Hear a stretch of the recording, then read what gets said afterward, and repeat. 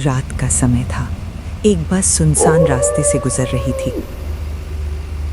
बस के पैसेंजर्स नींद में थे। ड्राइवर जैसे तैसे अपनी नींद रोकते हुए बस चला रहा था। तभी ड्राइवर ने देखा कि एक कार दूर रास्ते के किनारे खड़ी है। ड्राइवर को गुस्सा आया क्योंकि उसे बस धीमी करनी पड़ी, लेकिन वो हॉर्न बजाकर बस लेकर आगे बढ़ गया। करीब आधे घंटे बाद बस जंगल के रास्ते पर थी। तभी ड्राइवर ने देखा कि एक आदमी रास्ते के बीचों बीच से भाग रहा है। उसकी पीठ पर एक बैग था। ड्राइवर ने हॉर्न बजाया तो वो आदमी रुक गया और हाथ हिलाकर लिफ्ट मांगने लगा।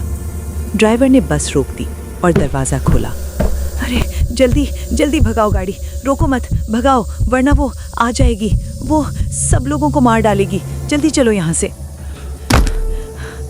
मेरा नाम सत्या है। मैं पीछे वाले कलहरी गांव के रेलवे स्टेशन पर चौकीदार का काम करता हूँ। मेरा कुछ 5-6 दिन पहले ही वहाँ ड्यूटी लगा था। वो स्टेशन बहुत छोटा और वीरान था। वहाँ रात को एक अजीब सा सन्नाटा छा जाता था। शुरुआत के 2 दिन तो सब ठीक रहा। मैं अक्सर प्लेटफॉर्म की बेंच पर सो जाता था, लेकिन तीसरी रात मुझे किसी बच्चे के रोने की आवाज़ आई। बचाओ काका, बचाओ। मैं हड़बड़ा कर उठा। मैंने देखा एक छोटा बच्चा भागकर पानी की टंकी के पीछे छिप गया। मुझे लगा वो मुसीबत में है, तो मैं टॉर्च लेकर उसके पीछे दौड़ा। जैसे ही मैंने टंकी के पीछे रोशनी डाली, मेरे रोंगटे खड़े हो गए। वहाँ वो बच्चा तड़प रहा था, लेकिन उसका सिर उसकी गर्दन पर नहीं बल्कि कटकर उसके कंधे पर लटका हुआ था और वो पूरा खून से लथपथ था। मैं इतना डर गया कि उल्टे पैर भागा सीधा टिकट काउंटर पर सुरेश बाबू के पास। मैंने चिल्ला कर कहा, सुरेश भाई बाहर आओ, किसी ने बच्चे को मार डाला है। सुरेश टॉर्च लेकर मेरे साथ बाहर आया, लेकिन जब हम वहाँ पहुँचे तो वहाँ कुछ नहीं था। न वो बच्चा, न लाश और न ही खून का एक कतरा।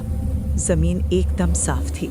सुरेश ने कहा मेरा वहम है, लेकिन मैं जानता था कि वो सच था। अगली रात मैं फिर प्लेटफॉर्म पर था। वहाँ कुछ यात्री भी थे। तभी एक लड़का मेरे पास दौड़ कर आया। वो बहुत घबराया हुआ था।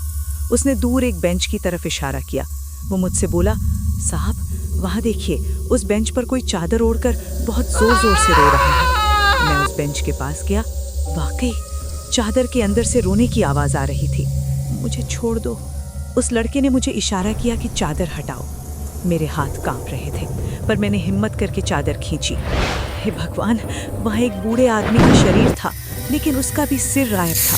उसकी गर्दन कटी हुई थी और खून फव्वारे की तरह निकल रहा था। और तभी वो बिना सिर वाला शरीर खड़ा हो गया और वो सीधे नहीं बल्कि उल्टे पैरों से पीछे की तरफ अंधेरे में भाग गया। ये देखकर मेरी तो जान ही निकल गई। डर के मारे मेरा पेशाब निकल गया।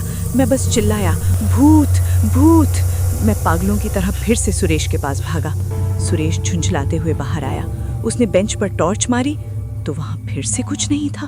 बेंच एकदम साफ थी। मैं अपना सिर पकड़कर बैठ गया। ये कैसे हो सकता है? तभी मेरी नज़र प्लेटफॉर्म के कोने पर खड़े उस लड़के पर पड़ी जिसने मुझे लाश दिखाई थी। मैंने गुस्से में सुरेश से कहा, वो देखो, उस लड़के ने मुझे बताया था। तभी उस लड़के का बड़ा भाई बीच में आ गया। उसने जो कहा वो सुनकर मेरे होश उड़ गए। उसने बताया, भाई साहब आप क्या कह रहे हैं? मेरा भाई आपको कैसे बता सकता है? ये तो बचपन से गूंगा और बहरा है। ये ना सुन सकता है ना बोल सकता है। क्या? गूंगा? लेकिन मैंने तो उसकी आवाज़ सुनी थी। उस पल मुझे समझ आ गया कि वो स्टेशन शापित था। वो सब उसी शैतानी साए का खेल था। मैं भागकर अपने कमरे में दुबक गया। पूरी रात में कांपा। जैसे ही सुबह हुई, मैंने अपनी माँ को फ़ोन किया और कहा कि मैं ये नौकरी छोड़ रहा हूँ, और मैं पहले ही बस पकड़कर वहाँ से भाग निकला।